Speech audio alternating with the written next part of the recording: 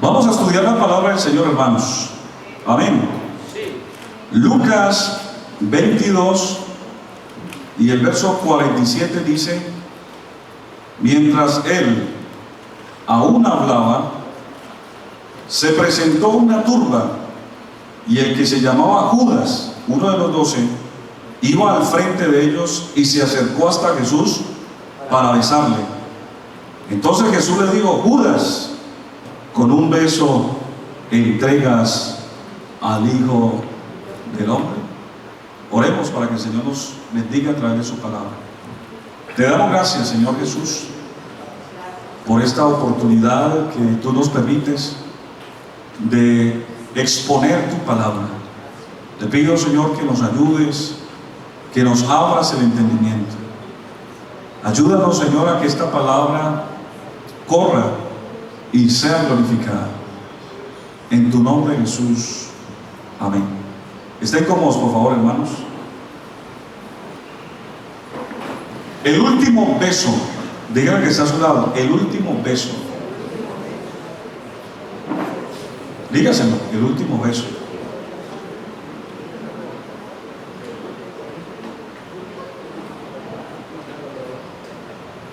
¿Sabían ustedes, hermanos, que hoy es uno de los días más peligrosos en Colombia? Según las estadísticas, el Día de la Madre es el día más violento, sobre todo el fin de semana. Estaba mirando yo un artículo reciente y reporta, por ejemplo, los datos de medicina legal. Dice que durante el 2009 y más o menos el 2019, o sea, antes de la pandemia, hubo en Colombia 1.493 muertes violentas, de las cuales el 91% eran hombres y el resto, es decir, el 9% mujeres. Las ciudades principales más impactadas por este tipo de violencia, en su orden: Bogotá, Cali, Medellín, Barranquilla, Pereira, Cúcuta, Cartagena. Y algunos sociólogos empezaron a investigar cuáles eran las razones por las cuales se ha generado tanta violencia intrafamiliar durante esta temporada, este fin de semana. Sobre todo porque dentro de esa violencia es una violencia que por lo general se gesta en las familias, y la consecuencia no solamente se da hacia la mujer, sino hacia los niños, y muchas personas de alguna manera son victimizadas durante este tipo de violencia. Y estos sociólogos sacaron dos conclusiones posibles de las causas por las cuales este Día de las Madres es tan violento. Número uno, machismo. El machismo. Dice que el machismo es una forma de detonante que hace que bajo el efecto del licor, algunos saquen o afloren sentimientos represivos y han generado pues un tipo de maltrato. Y el segundo, pues obviamente está relacionado, que es el alcoholismo. O sea, muchas personas hoy se accidentan bajo el licor, bajo la intoxicación de su sangre, y empiezan a alucinar y a sentirse un poco empoderados, y terminan sacando cosas de su corazón y terminan haciendo daño e hiriéndose. Y la intolerancia, pues naturalmente esto se ve reflejado en las muertes, que son estadísticas reales. ¿Ustedes esto lo sabían, sí o no, hermanos? Es un día bastante difícil, de inclusive sentimientos encontrados. Muchas personas hoy recuerdan con cariño a sus seres queridos, su madre en especial, pero otros quizás no quisieran aún llegar a este día porque tienen problemas con su mamá y aún con sus padres. Entonces es un momento donde las emociones se mueven demasiadamente. Y yo quisiera hablarles un poquito de una historia bíblica, de una escena que generó precisamente una situación bastante incómoda, y fue cuando Jesús fue entregado a los judíos. Resulta que Jesús ya había predicado el Evangelio, ya era muy conocido Jesús en su entorno. De hecho, ya todos sabían que era, algunos le llamaban que era profeta, otros sí realmente atribuían que era el Cristo, pero todavía no había claridad. Sin embargo, esto estaba generando una cantidad de manifestaciones donde el gobierno como tal y aún los judíos se sentían incómodos, y por eso motivaron a las autoridades a que capturaran a Jesús. Pero no era fácil llegarle a Jesús, por eso lo infiltraron. Y ¿por qué lo infiltraron? Porque hasta el momento Jesús siempre, milagrosamente, en medio de las turbas, él se hacía invisible, se les desaparecía, o aún la misma gente no dejaba que se llevaran a Jesús. Entonces tenían que crear un plan de alguna manera para infiltrar a Jesús. Entonces infiltraron a uno de los más débiles, seguramente, que era Judas. Ahora, yo quiero puntualizar y señalar quién era Judas. Judas era paisano de Jesús, o sea, era conocido, era de la misma tierra. Y Judas, para ser tesorero, tenía que ser una persona de confianza, ¿sí o no? Uno no pone un tesorero a una persona que uno desconfíe, tenía que ser alguien de mucha confianza. De manera que Judas no era cualquier persona, era una persona extremadamente de confianza. Y lo infiltraron a él. Le ofrecieron 30 piezas de plata. Le dijeron: miren, entréguenos o denos señal en qué momento, tiempo, modo y espacio queremos capturar a Jesús. Y él, claro, él aceptó ese soborno, y cuando Jesús estaba predicando, en ese momento Judas dijo: esta es la oportunidad, y les dio señal. Y les digo: miren, cuando él esté cerca y estoy aquí un poquito especulando, ¿no? De pronto pudo haber sido más detallado o menos, pero quizás yo me atrevo pues a la especulación de decir: bueno, cuando esté Jesús por ahí predicando, entonces yo les voy a dar señal, me lo voy a acercar a Jesús, y yo le voy a dar un beso, y al que yo le dé el beso, ese es. Entonces, claro, todos estaban a la expectativa. Ya sabemos la señal. Al que Judas le dé el beso, ese es.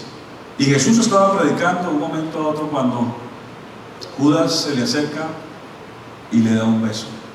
Pero hermano, a Jesús nadie lo sorprende. Jesús ya sabía. Y Jesús le dijo: Judas, con un beso entregas a tu maestro. Yo me imagino que Judas, o sea, no se imaginó eso. Él pensó que todo iba a quedar secreto. Él pensó que todo iba a quedar en oculto. Y yo me imagino que Judas se fue pensativo: ay, el Señor ya sabía. ¿Quién le habrá contado de la conspiración que estamos haciendo? No, me imagino, él se fue muy mal. Y efectivamente los discípulos reaccionaron, y Pedro sacó una espada y le quitó la oreja a un soldado. Y Jesús dijo: no. O sea, en ese momento fue un momento de pánico.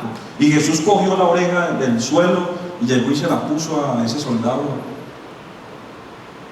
E hizo un milagro. Y en ese momento, claro, eso fue muy tenso.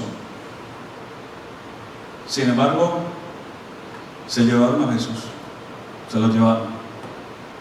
Y cuando se lo llevan, seguramente Judas empezó a reflexionar: bueno, yo pensé que era simplemente dar la señal, pero no, me siento mal, siento que mi conciencia me atormenta, no sé qué hacer, yo más bien voy a tomar una decisión, voy a entregar este soborno, voy a entregarlo de nuevo. Y fue y se presentó precisamente ante esas personas que lo habían sobornado, y le dijo: mire, yo la verdad me siento muy mal, aquí les voy a entregar el valor entero del soborno que ustedes me ofrecieron.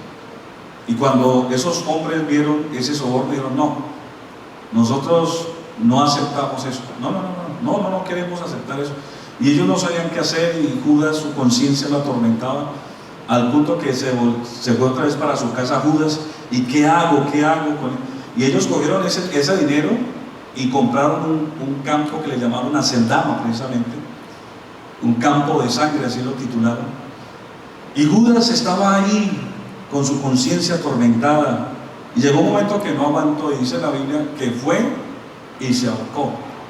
En un evangelio dice que se ahorcó, en otro dice que se precipitó y se fue y se estalló, se reventó, o sea, se tiró en otras palabras, se suicidó.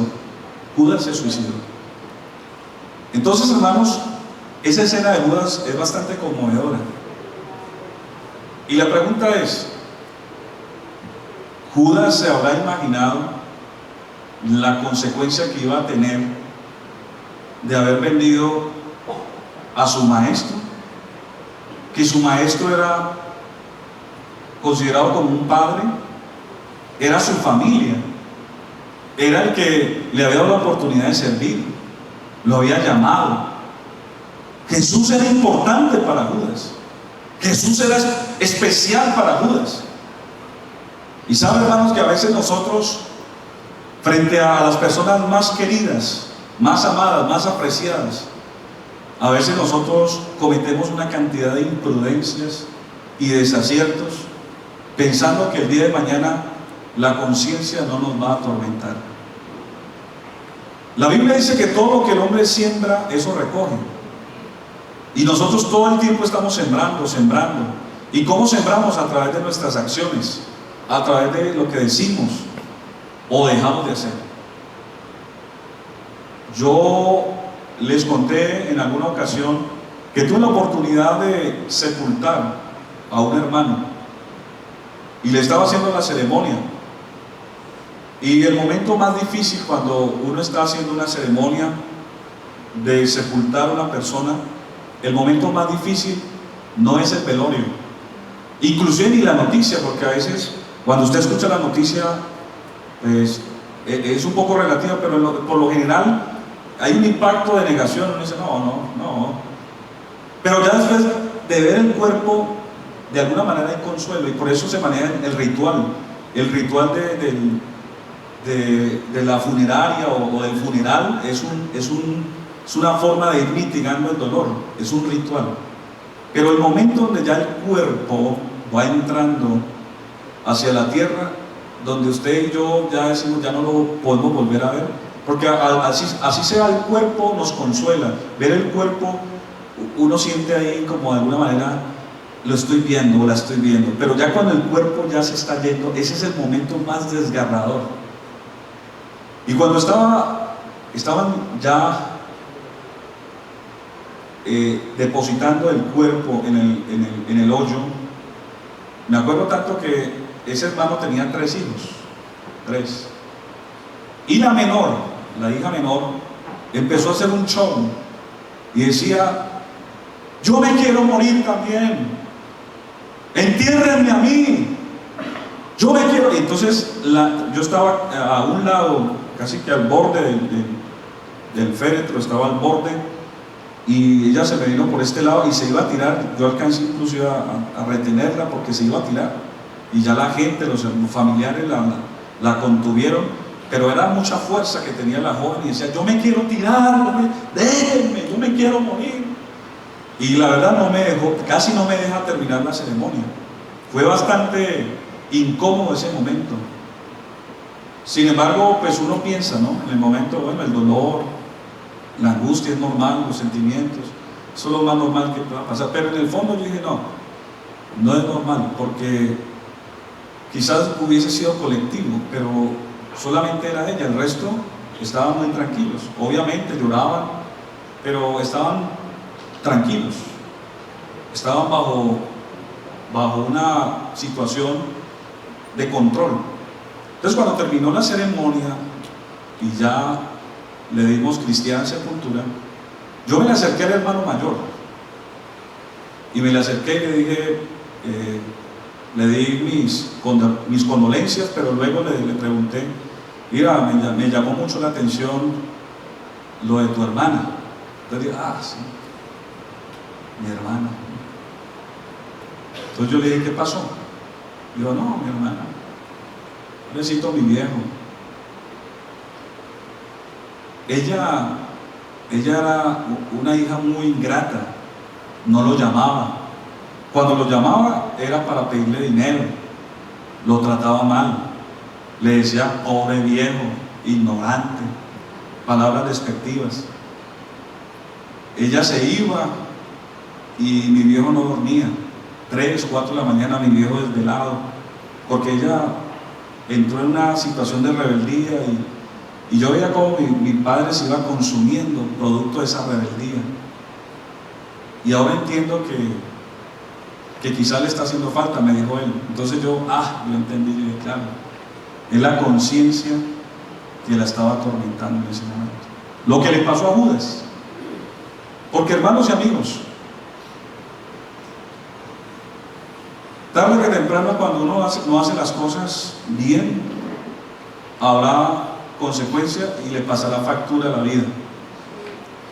El ser ingrato, el ser una persona desatenta, el ser una persona indolente, el no ser generoso con nuestra familia, el no estar en los momentos más importantes de la vida, todo eso tarde que temprano, algunos le llaman karma, ¿sí?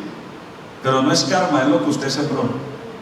A veces usted está esperando que sus hijos sean especiales con usted, o que sean personas que se acerquen y que tengan palabras de agradecimiento, pero quizás usted se olvidó de lo que usted fue también con su padre. La Biblia dice que el único mandamiento con promesa es este. Mire, todos los mandamientos de alguna manera traen bendición, pero el único mandamiento que tiene el plus es este. Vamos a leerlo. Efesios capítulo 6 y el verso 2. Efesios 6:2 dice: honra a tu padre y a tu madre, que es el primer mandamiento. ¿Con qué? Con promesa. A veces uno dice: no, es que mi mamá, mi papá me trataron mal cuando yo era un niño y no se esforzaron para darme educación, no fueron personas que se preocuparon por mi bienestar, y usted de pronto tiene amargura porque lo trataron mal, porque fueron muy exigentes sus padres, fueron personas difíciles, y usted ahora ya adulto, usted dice: no, ellos no merecen que yo les ayude o que yo esté pendiente de ellos. Pero resulta, hermano, que usted, así ellos se hayan portado mal, así ellos de pronto lo hayan victimizado, usted se está perdiendo una bendición. Porque la Biblia lo dice, el único mandamiento que tiene una promesa es esa. Así ellos se hayan portado mal, si usted entiende la palabra, si usted es un hijo de Dios, si usted es una hija de Dios, usted aplica este principio y va a ser prosperado. ¿No dicen amén? Mire, según estuve mirando unos estudios, me llamó mucho la atención este estudio. Dicen que, algunos psicólogos dicen que un niño entre los 5 y los 12 años, escuchen esto, entre los 5 y 12 años, dice: mi papá es un héroe, mi papá tiene mucha fuerza, mi papá todo lo sabe y todo lo puede. ¿Cierto?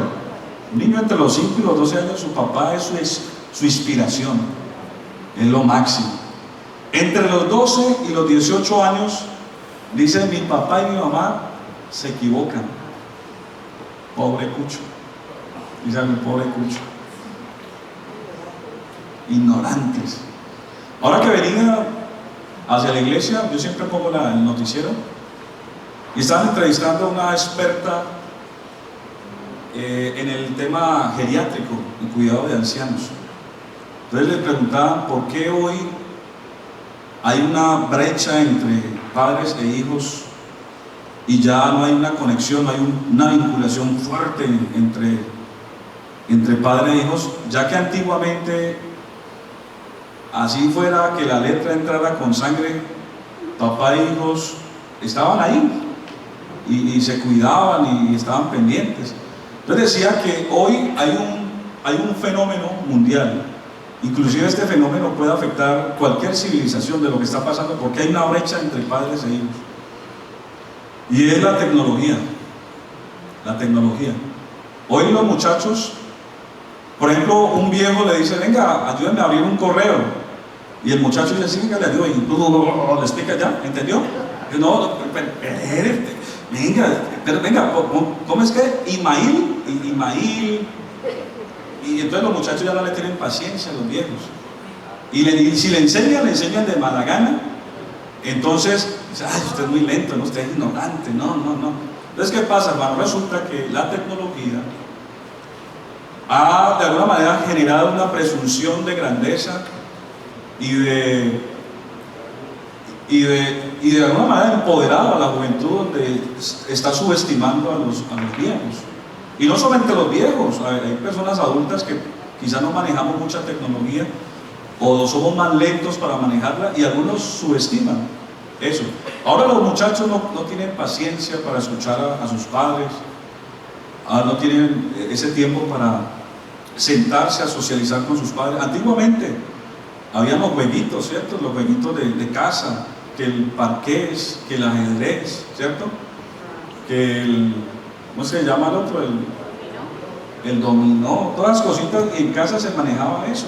Inclusive los juegos kinestésicos en la calle, que el lazo, que el ponchado, a veces hasta los padres de alguna manera participaban con los hijos de todo eso. Había lúdicas en muchas áreas y uno veía esa vinculación tan fuerte entre padres e hijos. Hoy los muchachos todo el día están por fuera en el colegio, en la universidad, y llegan a la casa y siguen conectados. Y llegan a la casa, ¿qué escucha? Al cuarto. Y antiguamente, antes a uno, habla de mi generación, yo no soy tan viejo, yo soy modelo 77. Y cuando yo salía, a uno le decían, vea, a las 10 cerramos la puerta, 10 más o menos, 10, 11. Y a uno tenían que llamarlo, vamos a cerrar la puerta. Y hasta le mostraban el rejo a uno, muévase, ¿cierto? Pero uno salía y uno compartía con la gente. Hoy esos muchachos ya no salen del cuarto. Ya hay que llamarlos aún para que coman, porque están tan interconectados que no quieren ya tener vida social. Y resulta, hermanos, que esto está generando una brecha entre padres e hijos, donde no hay contacto, no hay comunicación, y esto está generando un problema. Entre los 19 y 35 años, ojo con esto, entre los 19 y 35 años, algunos dicen, lo que dicen mi papá y mi mamá es discutible. O sea, es discutible, hay que discutirlo. O sea, más o menos. Pero entre los 36 y 50 años, la palabra más común es, hubiera aprovechado a mis padres. Los hubiera aprovechado. Mi papá tenía razón, mi mamá tenía razón.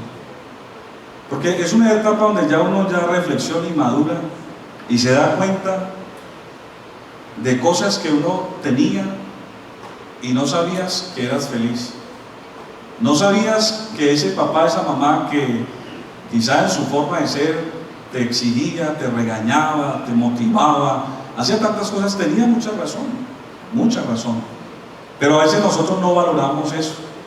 Y en vida es donde tenemos que valorar a las personas. Es en vida donde tenemos que llevar el mariachi. Es en vida donde hay que dar las flores. Es en vida donde yo tengo que hablar con esa persona especial. Por eso a veces, hermano, el Día de la Madre, yo, pues con mi esposo y mi mamá, pues yo lo celebro. Pero la verdad, para mí, el Día de la Madre son todos los días. Todos los días. Todos los días uno tiene que velar por sus padres.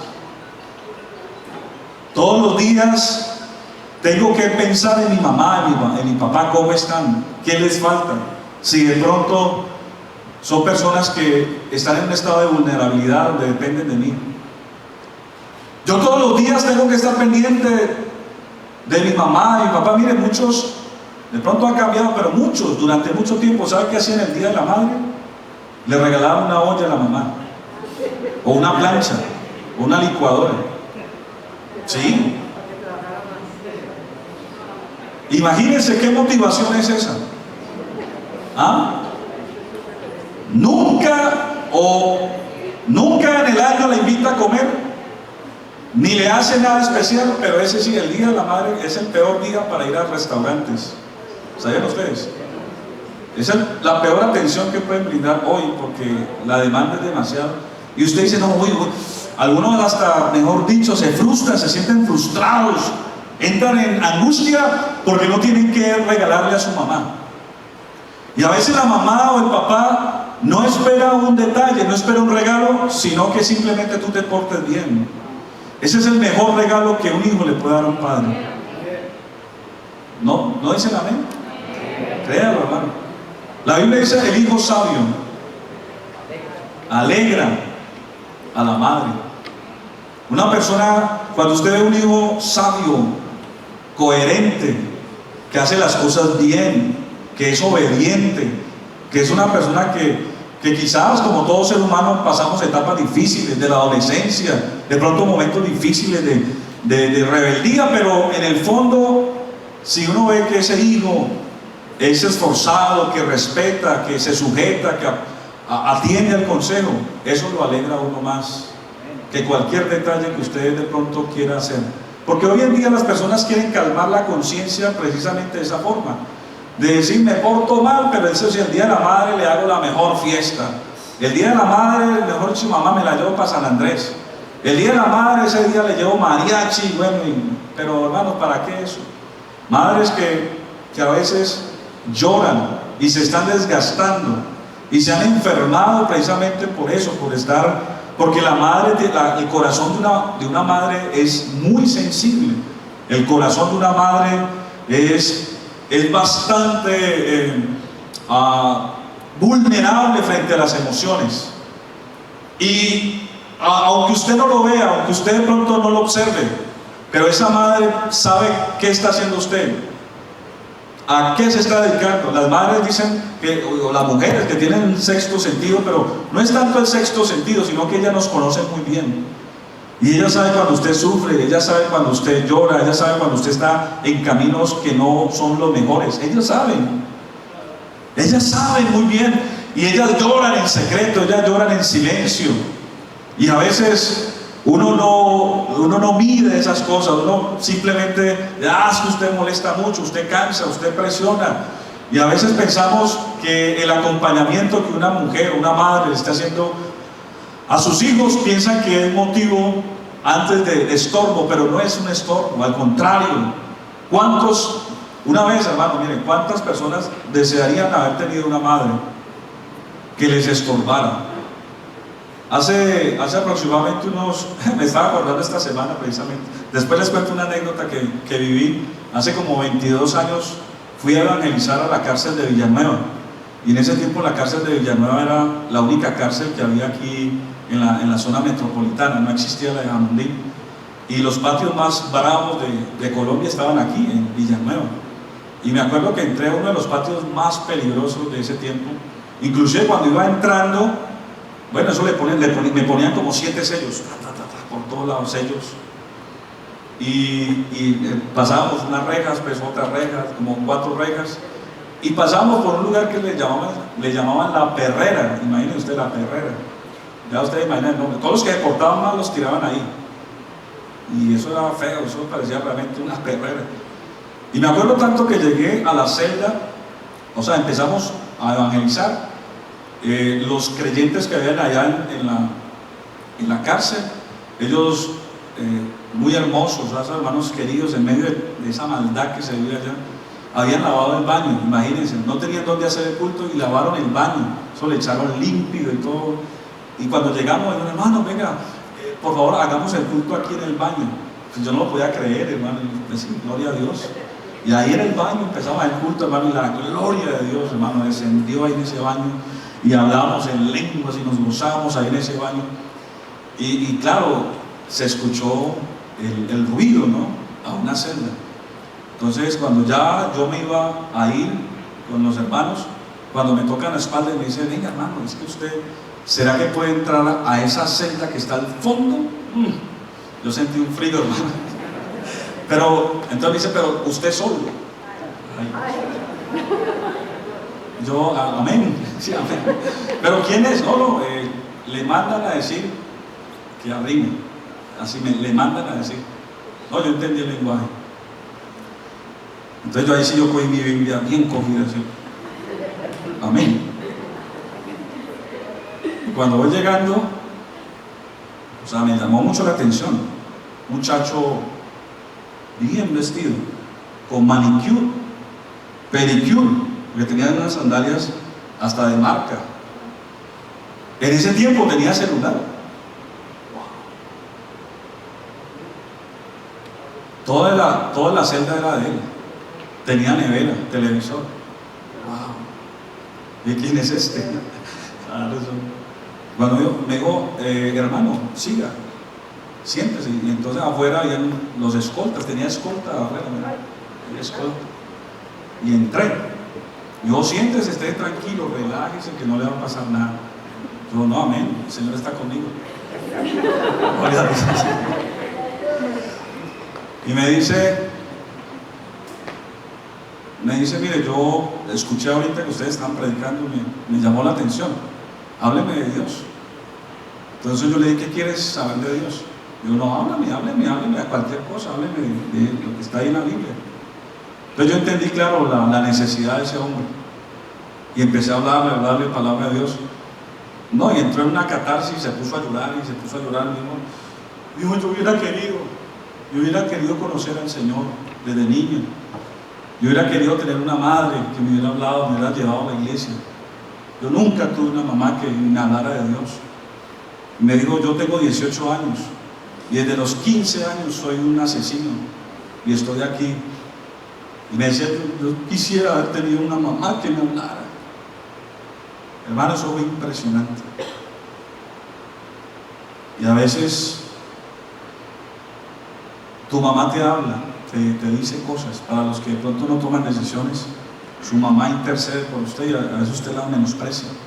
Como también hay otras personas que tienen a su mamá, o tienes a tu hijo y no le hablas, nunca le hablas, no le invitas a la iglesia. Te alegras cuando te da plata, pero si te dice que va a buscar de Dios, te molesta. Y esas incoherencias a veces uno ve. Pero en la cárcel, hermano, yo me quedé aterrado. Yo hice una estadística en la cárcel.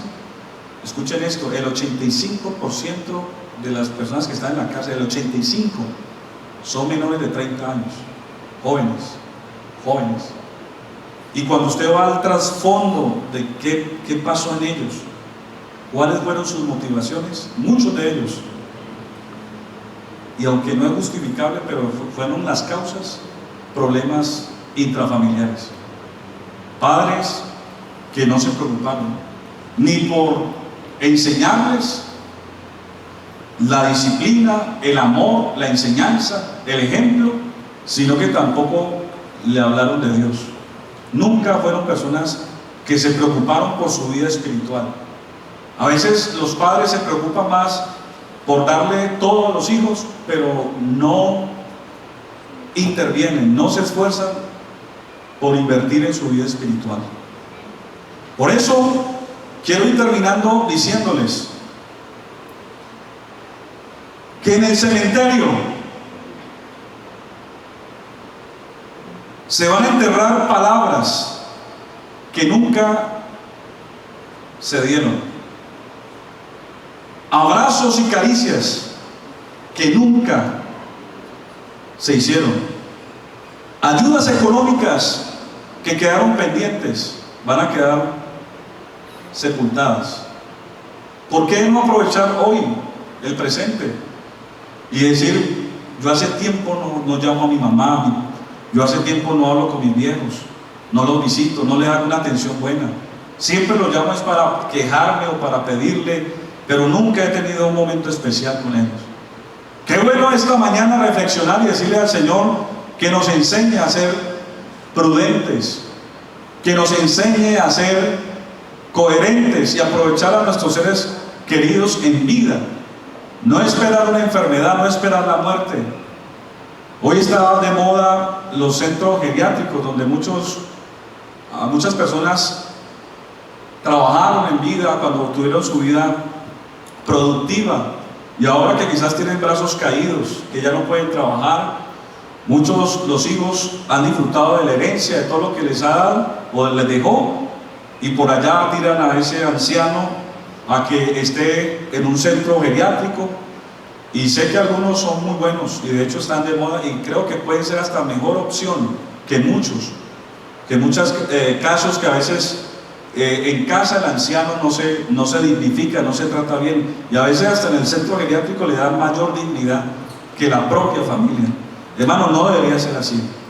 Saberle que si usted tiene a sus padres vivos, valorémoslos. Si ya no están, Los seres queridos que usted tenga ahora, valórelos, esfuércese, trátelos bien. Porque yo he vivido, hermano, momentos duros sepultando gente. Como quisiera devolver el tiempo. Ahora cuando se acaba el culto me toca ir a sepultar a la hermana del hermano Jorge Campo, a las 3. Y sé que esas escenas son duras, donde a veces nosotros somos ingratos. Y no solamente con los padres, a veces hasta con los hijos. Hijos que a veces nos falta tener mayor acompañamiento a ellos.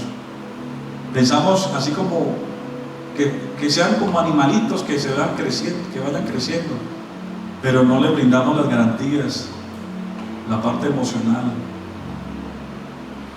esas palabras importantes que quieren recibir, que van a ser vitales en esa etapa de su vida.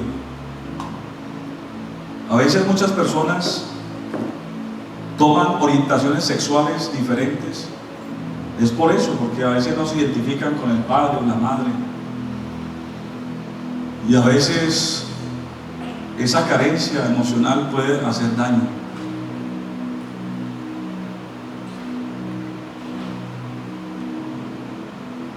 Qué bueno que el beso, el último beso que le demos a un familiar, no se lo demos con amargura, ni con resentimiento, ni que la conciencia nos vaya a atormentar, sino que cuando le demos el último beso al papá, a la mamá o a alguien cercano, usted diga: yo me siento bien, porque en vida hice lo que tenía que hacer. No me acusa, no me atormenta mi conciencia. Puedo despedirte con honores y le doy gracias a Dios por haberme dado las fuerzas y la sabiduría para poderlo hacer en vida. Estén en pie, hermanos. No sé si Keila quisiera, venga Keila, ayúdeme a entonar una canción alusiva a este momento. Y si usted tiene a su papá, a su mamá, en especial a su madre, si la tiene ahí su madre, su esposa, abrácela y dígale: gracias, Señor, porque todavía aquí la tengo. Si no la tienes, no te preocupes. Sé que esto es un momento sensible para algunos, pero así no la tenga. Tienes a tu hijo, tienes a tus hijos, tienes a alguien importante a tu lado, y valóralo, valórala. Dile: Señor, gracias, gracias porque aquí está. Y como dice una canción, como si fuera el último día. Haga todo como si fuera el último día. A veces nosotros dejamos todo para lo último.